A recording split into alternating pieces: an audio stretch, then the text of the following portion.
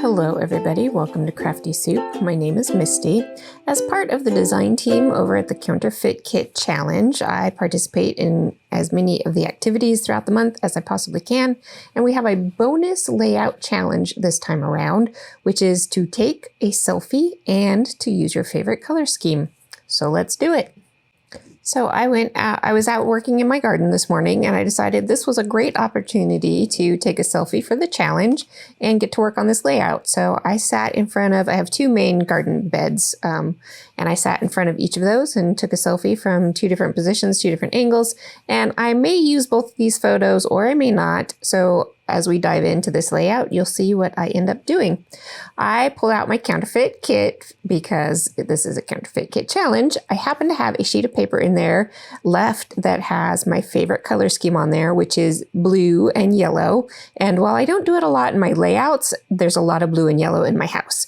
So I have that, luckily have that one sheet of paper left in my kit. I have a lot of washi tape in my kit this month, but I didn't have blues. So I went back to my stash, and in the spirit of my kit, I pulled out extra washi tape and a couple extra, not just the blues, but a couple extra yellows. I pull out some extra yellow and blue pattern paper, and then I know I want to back my photos on a mild-mannered pattern paper because washi tape is translucent and you can see through it. Oh, at first I thought I was going to do kind of a circular layout, but I ditched that idea early on because I wanted more of the photo showing, because there's so many flowers in these photos that's kind of the highlight of the layout, which you'll see when we get to the title.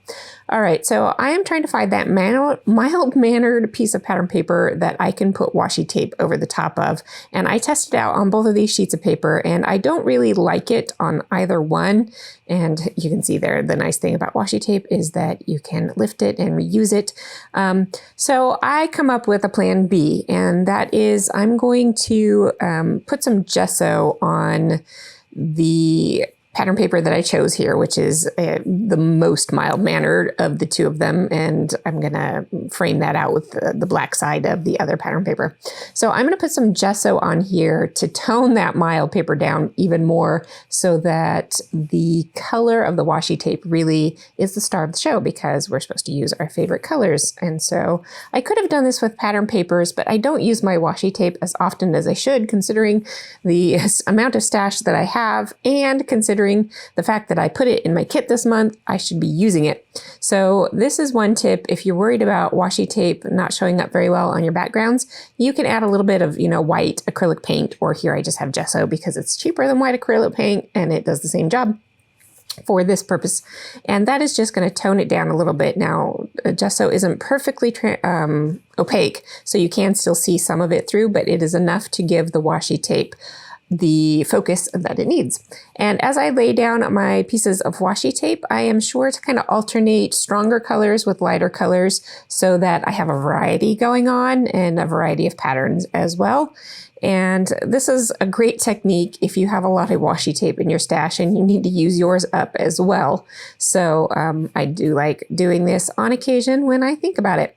It is an extra step with that gesso, and that's part of the reason why I don't do it super often.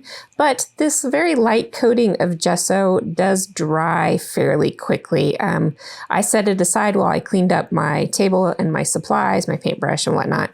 And when I got back, it was almost dry, so I hit it with the heat tool just a little bit more, and that finished it off. All right, so that is enough of me chit-chatting about gesso.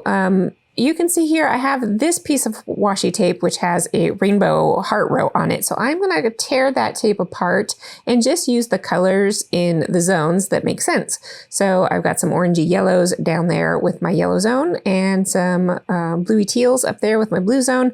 And I'm going to tear the tape apart and add extra pieces and just kind of tuck them together. And because of the transparent kind of nature of washi tape, those torn edges aren't going to be super noticeable. I mean, if you're really sensitive to that kind of thing, it'll probably bug you. But for me, I can live with some imperfection there, and I like having the extra hearts and the extra row of color. All right, I have moved on to back to my kit, and I'm going to start pulling just bits and pieces. Oh, I started, but then I shifted gears because I wanted to get my title in place before I start embellishing. All right, so I have cut out multiple versions of my title here, and I used that blue and yellow paper that I pulled out earlier to actually cut my title instead of using it in place of where the washi tape is. And, you know, when you're doing this stacked die cutting, oh, there's my top photo. I did pop that up on foam dots because I'm going to tuck my journal behind there. So when I did that stacked die cut title, you can sometimes see a little glimpse of the color of the stacked layers behind it. So stacking it with the yellow and the blue instead of a white or something will add just a tiny, very tiny, subtle extra pop of those favorite colors for this challenge. So you could give that a try. You know, when I was doing that, I actually had accidentally offset one of the letters, and I thought, oh, I should have offset all of them and that would have been perfect, but I didn't think about that ahead of time. So those are a couple of different ideas for doing stacked lettering to go along with your color scheme. And I'm moved on to adding lots of bits and pieces here because my title is Lush, which I like my garden to be very full and almost overcrowded and definitely lush. And so I'm making my layout have lots of layers and be a little bit lush as well. So I've got all of those pieces in place. And then here is what my little journaling card will look like when I tuck it behind my photo. I added a little embellishment on there so that makes it a little easier to grab and pull out of the layout. And that is going to finish it off for this time around. So I hope you got a couple of tips and tricks about gesso, washi tape, and a little bit of die cutting. So that is it from me this time around. I will leave you with a few close-up photos. I will be back on Thursday with a slightly different version of a video for you where I'm talking more about some design principles, and I will walk you through just a couple of techniques in that one. And then Friday is the Mixed Media Mayhem group, so I will be back for that as well. So until you are back with me again, have an artful day.